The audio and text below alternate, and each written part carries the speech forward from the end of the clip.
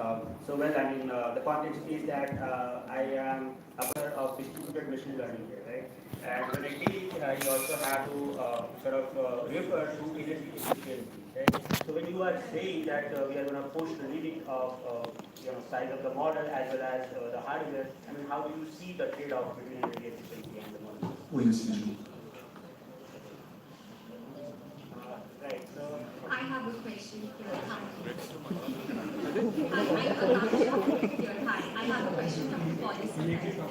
You've been doing great work. Everyone at OpenAI has been doing great work. Thank you so much. We've all used the models. But I have a question when it comes to open source AI projects. How do you think, I mean, I do know that you yourself said multiple times that the door has to be let open for small projects so that they can grow up. But there has to be, exponential as we're seeing. Do you how sort of bring in regulation at least when it So I'd say open source is a very new and evolving field for sure. It's one of the unknowns in some ways. OpenAI's strategy, what we really try to do by being in the lead is norm set.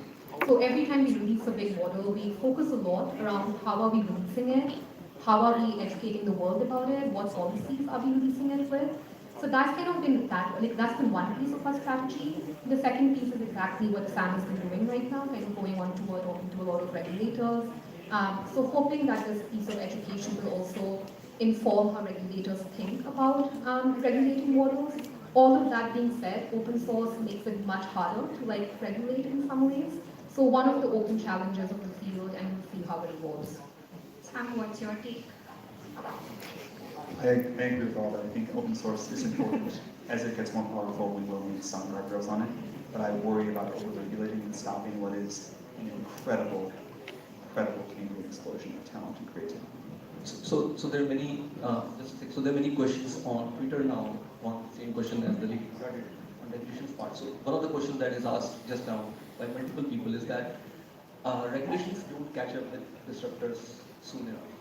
And we have talked about, you guys have actually been very vocal about the misuse part. Also, in many ways, elections being, I saw the box thing. So would you be willing to abort the development for regulation to catch up, or what is the right way? I don't think a pause sounds good, but I don't think it quite works in practice because, what do you do at the end? What about people who don't pause? And also, a lot of our insights about how to make these systems safer comes from working with the latest models. It doesn't work to sort of sit in the ivory tower and think as well as it seems like. What I think instead of a pause makes sense are norms like external audits and red teaming and tests, dangerous capability evals that models have to pass. So I think that'll work better than a calendar pause. It'll also help us move towards a regulatory framework that works. We think And a follow-up question, not on regulations, but on somebody wrote about dangers in GPT. So they're asking this question that there's been a lot of research and innovation around open source models, and which are intended to be fine-tuned with custom data. Do you think that the custom data fine-tuning would make things better than GPT? And is it a threat? I mean, that's it. I think the AI model capabilities come in two places. One is the pre-training phase, which is where you collect large amounts of data, and that's where the core knowledge of the model comes from. And then fine-tuning comes in the post-training phase, where we sort of align the model to make sure it does what follows the instructions that you give it, or is particularly good at a specific capability like creative writing or coding, etc. So I think the two actually go hand in hand. It's very important to have large foundation models with large base training and good parameters, as well as fine-tuning to actually make the model useful for specific applications. And so I think the opportunity actually for the open source ecosystem and for the world at large and developers is to build on the foundation models, but fine-tune them for specific use cases so that the benefits of AI are spread to as many applications and industries as possible. So now we can go one more round. Hi Sam, I'm Bhagesh. I'm a fourth year undergrad at IIIT Delhi, and I had a question from perspective of a student. Many students like me who are studying at IIIT Delhi, participating in deep learning and computer vision research, we often face a very big challenge when we go and apply to positions that we really want to fill in the industry, especially in the research domain. Many big companies like Microsoft, Google are not welcoming to undergrad students. Do you think that this is something which can be tackled by companies like yours, by OpenAI and other companies, and initiatives should be taken in this direction to promote people who are from undergrad background or like yourself who dropped out of college and want to pursue what they are really passionate about? Two things. One, we definitely hire undergrads. In fact, many of our best researchers came out of undergrad or dropped out. And I think so many of us share this belief that you certainly don't need a PhD to do great work, that OpenAI is like an unusually welcoming place. So I would say we're like a good fit. The other is like, you can always just start your own thing. Like I did drop out and I wouldn't have got a job, but I was able to start something. So I think until the world catches up with the fact that you don't need an advanced degree, that's always an option, but in the meantime, yeah, give us a So there's more question from Twitter. Again, so sorry guys, what I'm trying to do is I'm trying to cluster the questions here and ask questions from as many people as possible, but we can move back there. So there's a very nice question from Ishan Goswami. He says that he saw an interview where you said that while building OpenAI, and this is startup advice he's asking for, you went against a lot of startup advice you yourself did. That's what he claims you said. That's for sure. So, so he wants to know your framework to which advice to take and which not. Honestly, I feel so bad about the advice I gave while I was running YC. I've been thinking about deleting my entire blog. I might do it.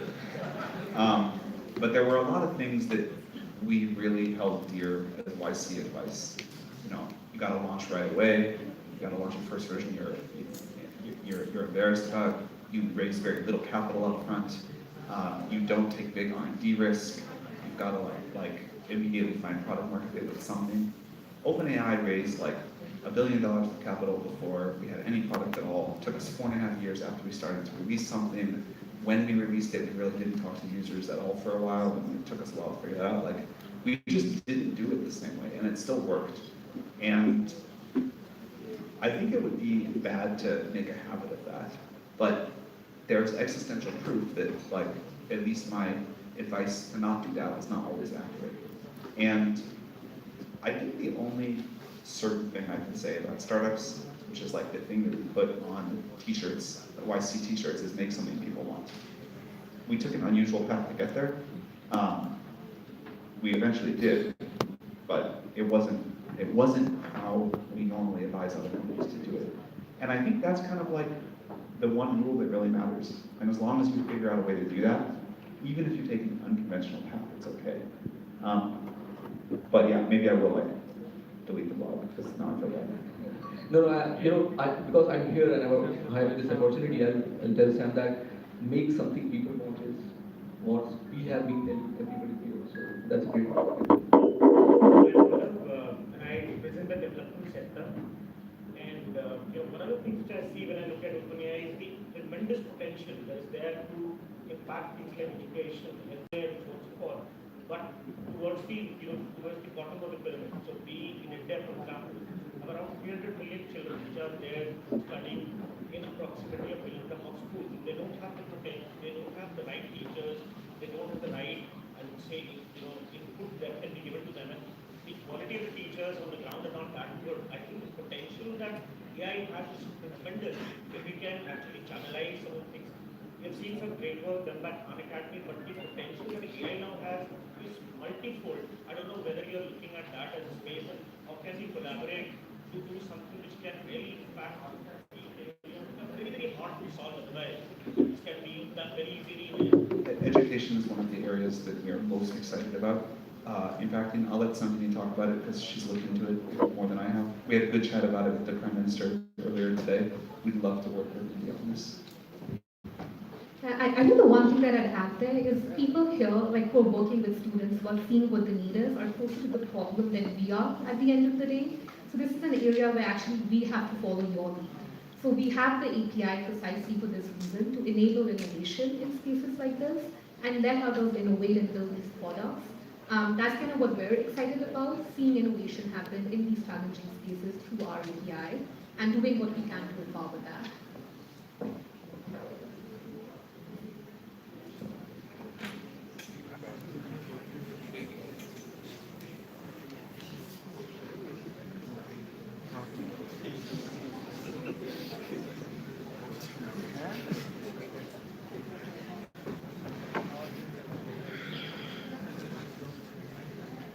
Yeah, I think the resource question is an interesting and important one. I think that's a challenge, but it's like how do we get the right resources? At OpenAI, I think we do think a bit about these problems as well, but like we're not as close to it as it needs to be, and we do try to remain focused as a company. But it's again an area of it's a potential, it's an area of possibility. Okay, so now again, I will get a question from a cluster of questions on Twitter. Uh, right, so the question is that out of all these technologies out there, language, hardware, so forth, right, how did you exactly sort of decide to pick up RLHF or generative model? We have an approach which is whatever it takes to accomplish the mission. So our mission is to build and figure out how to deploy AGI that is safe and has maximum benefit. Within that, we just do whatever works. Sometimes we do things that don't work for long periods of time, but we try to stop that. And so what we found, we didn't know this was going to be our path. In fact, per that earlier question, we started with robotics and then systems that play video games. And what we found is that language models were doing something quite powerful. At the time, they were totally neglected. Even when we put out GPT-1, really even GPT-2 also, no one really cared. But we saw in there a path to AGI. After we developed that, we found a bunch of other problems. So we invented RLHF. We also came up with scaling laws.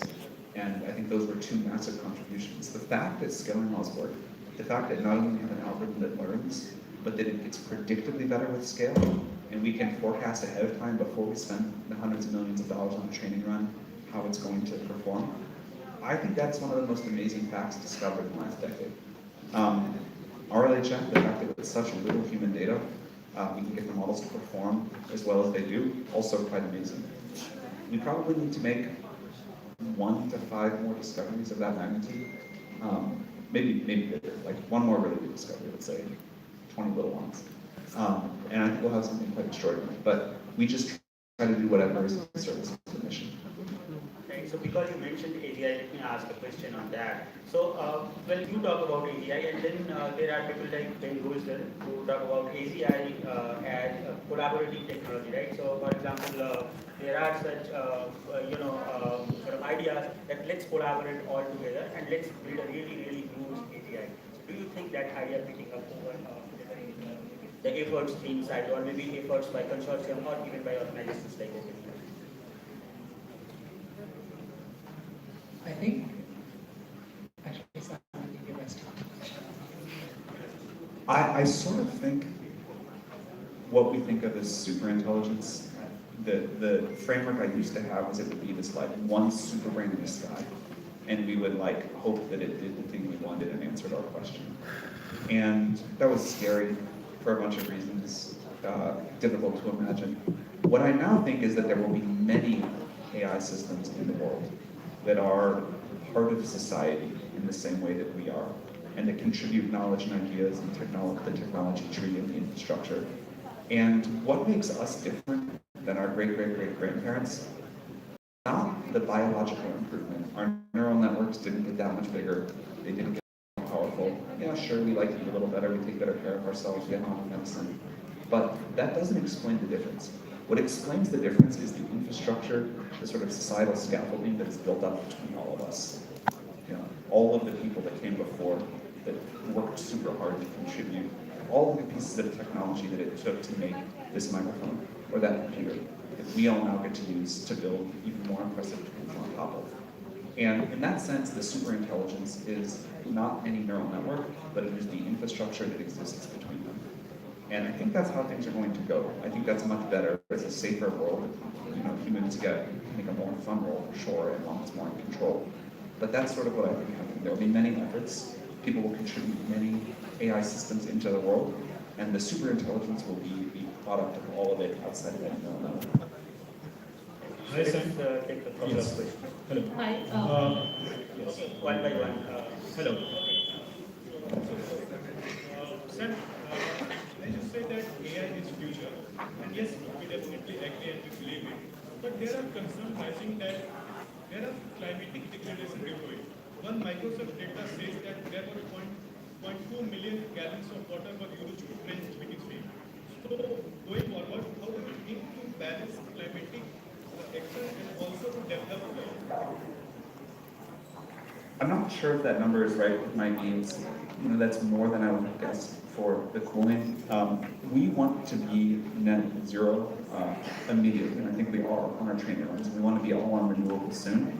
Water for cooling, we're looking at a lot of cooling ideas that don't evaporate fresh water. We're still doing active research there. I think at the current scale of systems, they do not meaningfully contribute to global energy usage, but it's a fair question because eventually they will, and we're designing systems now that have quite significant energy usage. I believe we're going to have fusion working as a planet in the next few years. If not, I think we can, although it'll be more expensive, still get to where we need to go with solar and storage systems. It's very important to us to transition to clean energy and also to think about the other impacts like water usage. But I think it does get overstated at the current system scale by quite a lot. Hi, Sam. So quick question. So you just mentioned that we want to build technologies that people want. Volkswagen thought of it the same way, and they built the infamous defective devices which would detect emission tests and then change the behavior of the car to then play those tests. So aren't AI developers incentivized to build models that play dumb? So what would happen if you regulate AI beyond a certain capability? That's a good question. Yeah, I think one thing that's different about this field than any other field of technology I've seen is people working on it, at least at the leading edge, understand what the stakes are. No one wants to destroy the world. No one wants to cause serious harm. And it is unusual that in this field, it is the AI developers that are calling the most for regulation of super intelligent systems and are doing the most to build out interactive testing. So I hope it keeps working like this. I think the VW example was definitely a shock to many of us. But I see something very different happening this way. I don't know if you have anything to add. Yes, Sam. Okay, if I may interrupt. Okay, look, so please don't sort of abduct the mind, right? Please keep on passing. All right, yeah, please go ahead. Hi Sam, we and sort of two labs building our own products. Just wanted to say that ChatGPT is something that has made the software development process itself cheaper. For sure. And we are building something sort of hardware, some kind of components. And would you say that to kind of find my differentiability in a more longer term, I need to think about products in a much more different way and my own skill sets in a much more different way than people used to think like the last 20 years in itself.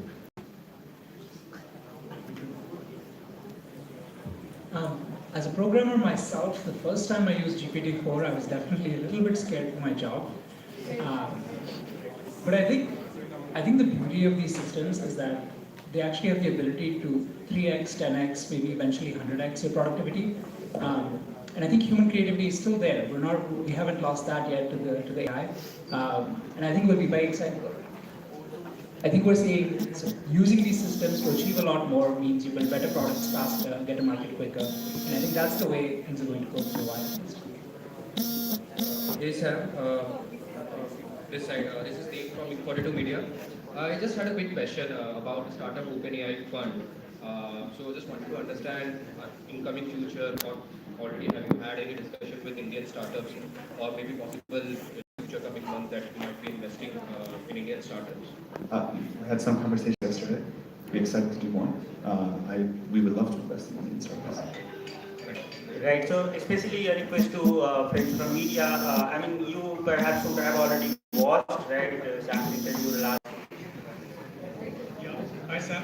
I would like to tell you a new area called computational astronomy, where we are trying to use data science and AI for capturing culinary creativity. And we are also using it as a free version. One of the questions that have been with us for a while is